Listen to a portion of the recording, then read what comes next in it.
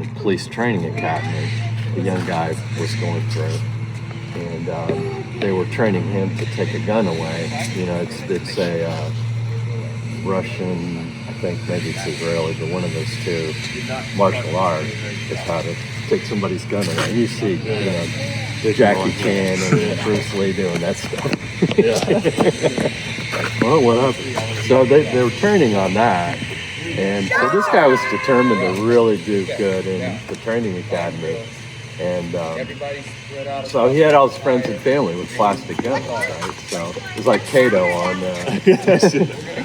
Pink Panther. Pink Panther, yeah. It's not my dad. Yeah, so there's. Oh, thank you.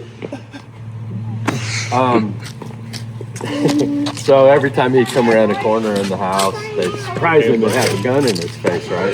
And so he'd take that gun away and then hand it back to him. And, you know, they just would practice that for 2 or 3 weeks until he had his final exam, and then he could do it better than anybody, which was his goal, obviously.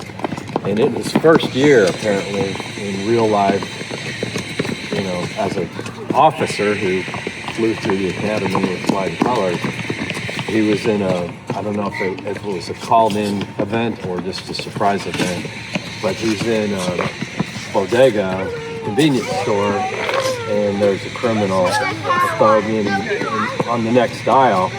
So he comes around with his partner around the end of the aisle cap, and this guy has a gun in his face.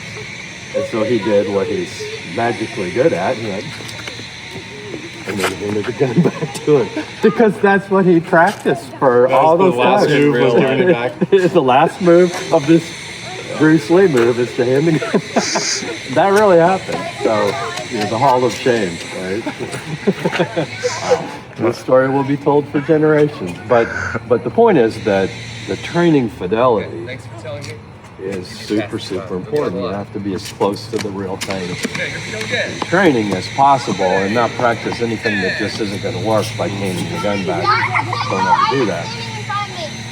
You know, throw it down, let them pick it up. Right. So, but anyway, that's again another problem in the system is that we're practicing something in a sterile environment. You know, hearing a sermon, sitting in a Bible study in Starbucks. None of these things apply when your wife makes you mad at home by not doing the laundry and you can't find what you need. Good move there, Justin. Nice move. That's a little dangerous.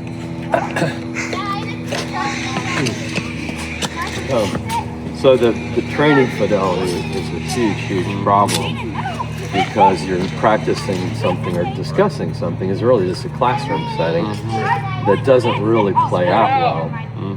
So that is the problem with Bible studies and sermons and refusal to be a priest, but just be a spectator, or to, you know, like watch Minnie or T. Austin Sparks descend down the stairs to a gathered group of people, pontificate for 30 minutes, let them all take notes so it can turn into a book, and go back up the stairs. You know, what do you have to show for it? Charles Finney, 500,000 conversions in a country that didn't have a whole lot of people at the time in the 1800s. It's right around the Civil War. And not only did the bars empty out after he was there and people, you know, weeping and tearing their clothes and repenting, and the bars that had been full with 100 bottles of beer on the wall singing and boisterous behavior, the bars were empty after he came to town. And what wasn't empty is they're singing hymns. That's the historical record of it all. They're singing hymns in the bars. And that all sounds so awesome, but a year later, people went back to that same town, and then it's right back to the beer guzzling and carousing and all that stuff. And the moral of the story is speeches can somehow convict a person, and there's nothing wrong with that. But unless you have the daily and public and from house to house, the ecosystem of be called alongside one another daily so that none are hardened and deceived.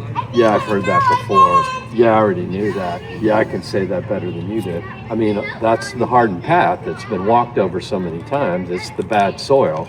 that's just hard, and the seed can't get root because you've walked over the top of it so many times.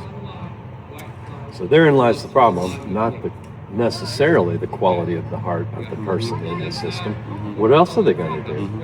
And I addressed that in there too, and that was a new addition yesterday to finish off the book, and that is, it's formaldehyde, it's a preservative. What are you going to do instead? 40% of everybody in solitary confinement in a prison, which is the worst punishment you can give, isn't to be in the general population. It's solitary confinement. 40% of those end up mentally ill within 72 hours, supposedly. I mean, that's a study that McGill University in Quebec, other places have done. So being on my own doesn't make me a better person, right? So what if it is a system? What if it is filled with leaven? What if it is a little hot and a little cold? It will diminish me, but it might actually preserve me enough to hear things.